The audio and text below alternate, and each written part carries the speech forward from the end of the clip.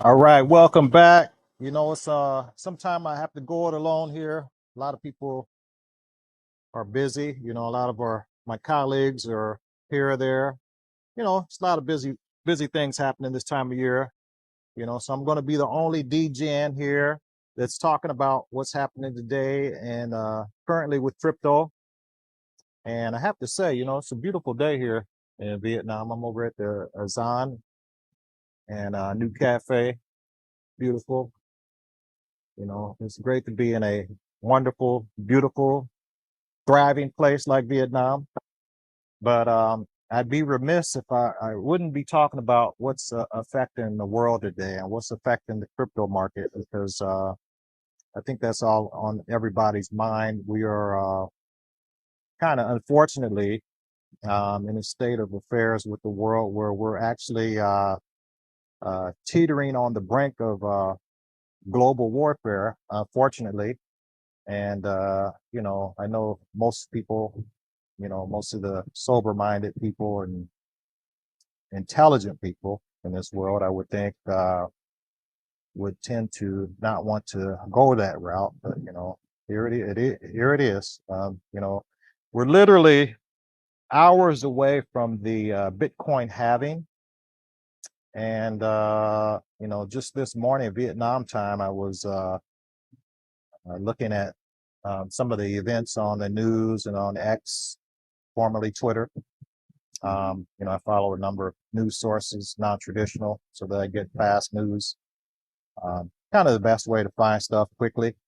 And I see that there were some strikes, I guess missiles or drones or something. I don't know. I don't know what exactly it was. There's been numerous reports kind of all over the place that there were some explosions in central Iran. This after the Iranians attacked Israel. But I don't want to delve back and forth and delve into uh, the get that bogged down into that whole state of affairs there. But I thought it was interesting. We're sitting here incredibly. The markets have been teeter tottering up and down.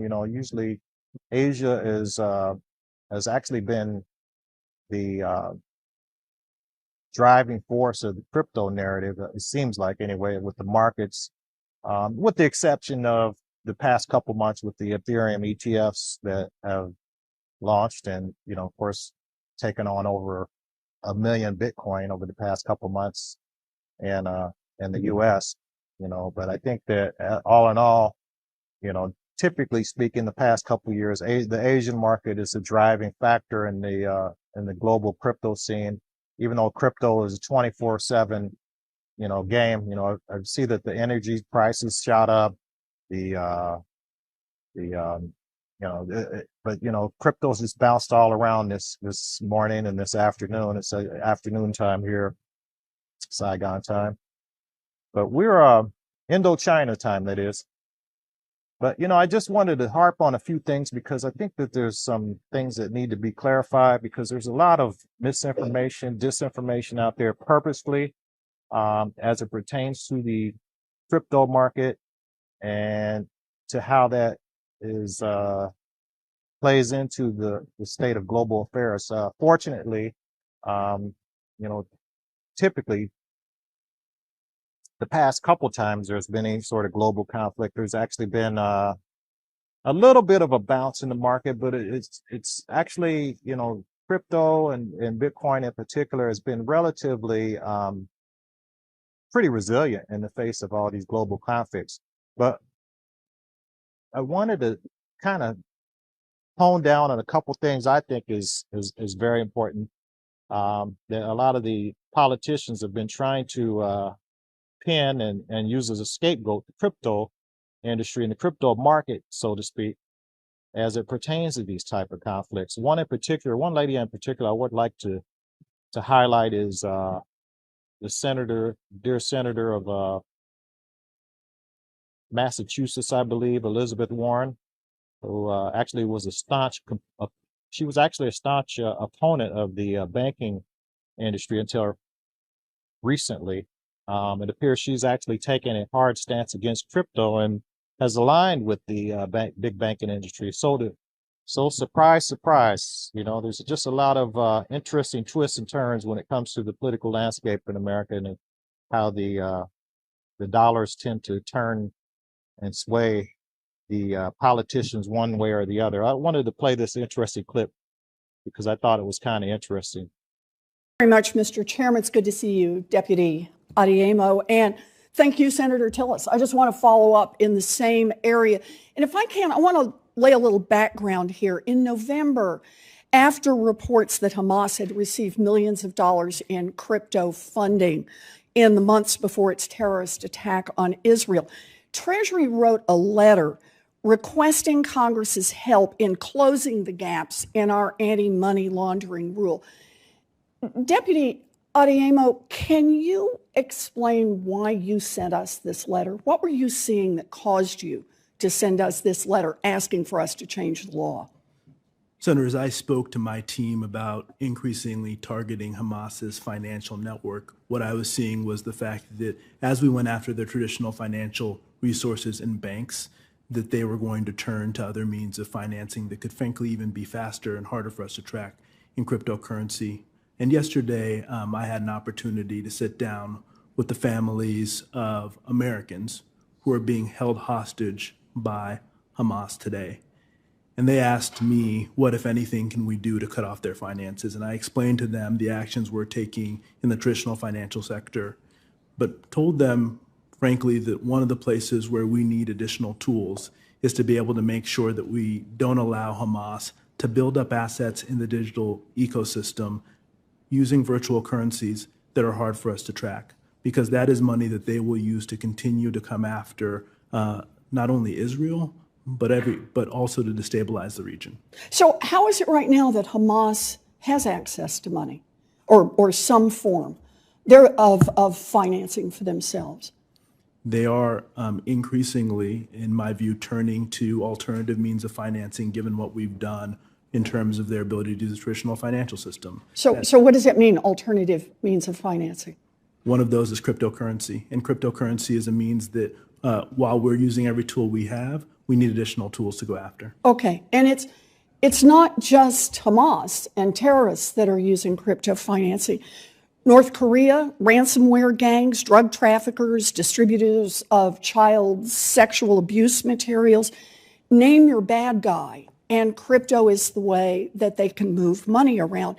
Now, your letter that you sent to Congress follows a basic principle. Activities with similar functions and similar risks should follow similar rules. So I want to look at an example of that. I want to look at one of the middlemen examples, validators.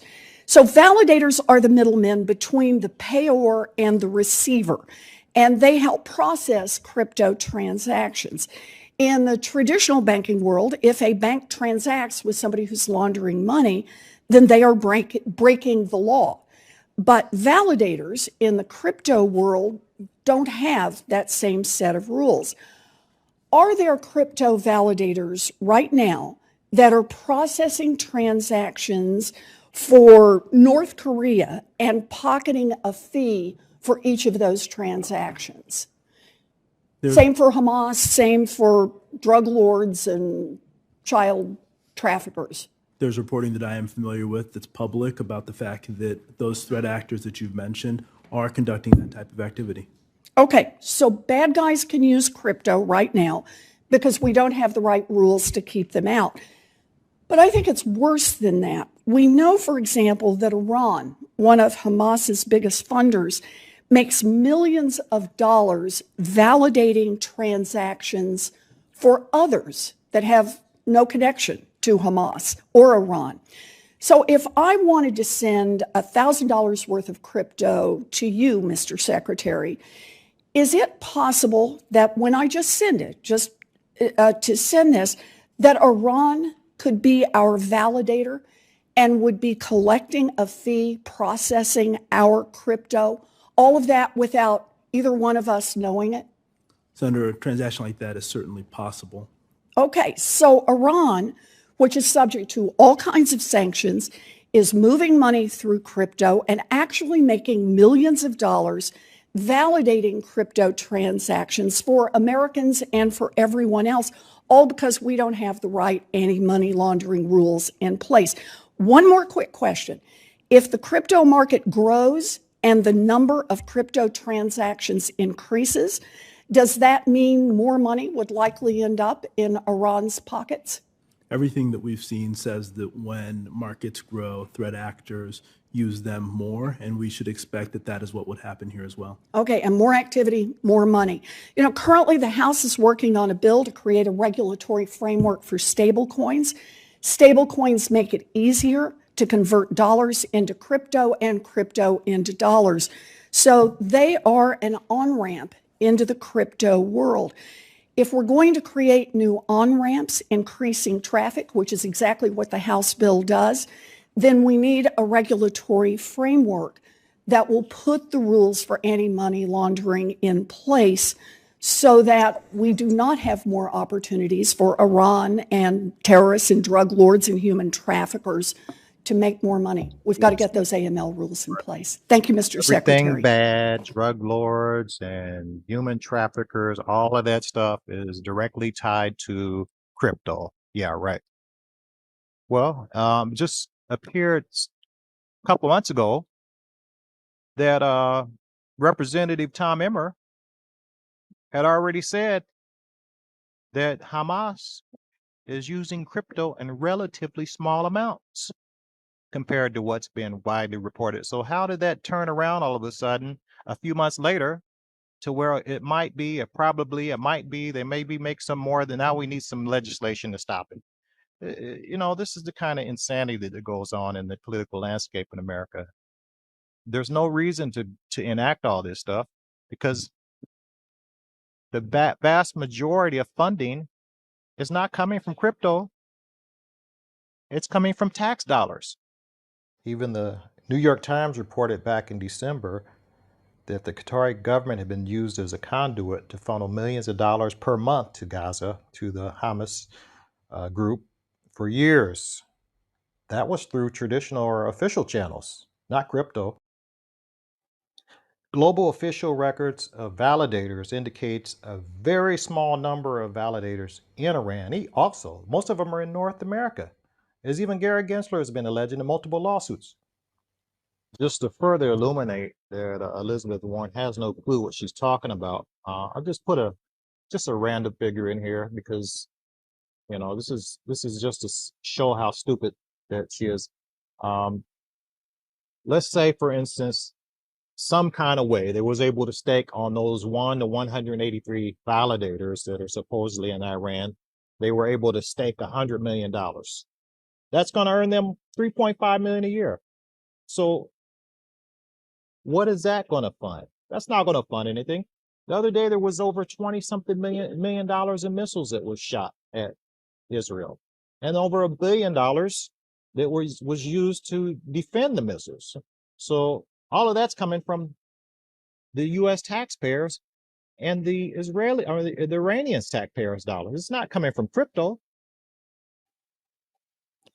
I think all this angst is clearly coming from a false and fallacious place, and they're riddling the airwaves with false narratives in order to create a scapegoat that's going to get them out of their failed policies of creating forever wars, creating forever conflicts, instigating and supporting genocide, wars all over the place, Middle East. You know, most of the people don't want none of this. You can poll anyone, and most of the people in the Middle East don't want it. Most of the people in the United States don't want it. But you know, these politicians with their failed policies have allowed this to happen. And you know, we need to get to a place where we have things like crypto so that we have freedom and we have more responsible people that are running things, because the people that are in power that's in America and in the West are obviously controlled, and it shows. The Daily Hodl reported a few months ago how Elizabeth Warren's anti-crypto bill was almost word for word what the banking industry lobby wanted.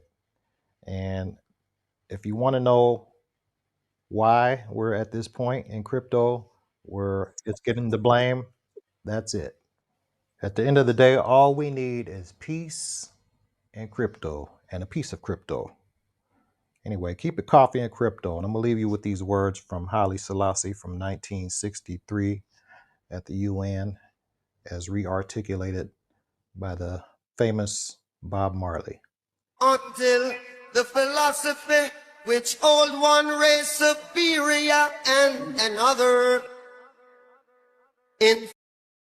inferior is finally and permanently discredited and abandoned. Well, everywhere is war.